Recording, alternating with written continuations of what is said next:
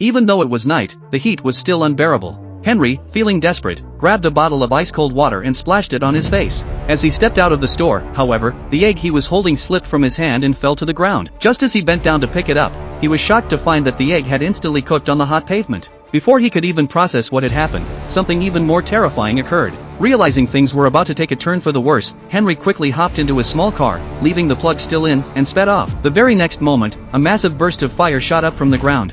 Thankfully, he had gotten out of there fast enough, otherwise, he wouldn't have made it out alive. But just as he thought he might be safe, the ground behind him began to collapse rapidly.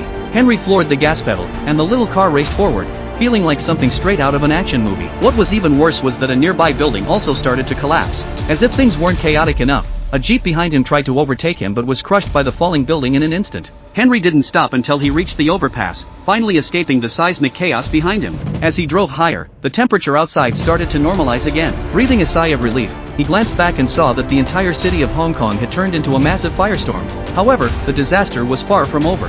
On the other side of the world, in Brazil, a powerful blast of cold air suddenly froze the raging waves at the beach. People on the sand, still caught up in their conversations, were instantly turned into frozen statues by the freezing blast. Back in the cities, the nightmare continued. Seagulls fell from the sky like hailstones, crashing to the ground so fast that anyone not paying attention would have been killed on the spot. Even airplanes, flying at 30,000 feet, weren't spared. They plummeted to the earth, crashing in an explosive impact, turning into nothing but dust. Meanwhile, across the globe in cities like Mumbai, Tokyo, and New York, terrifying natural disasters were unfolding. And in the face of it all, humanity seemed completely powerless. Was this the end of the world?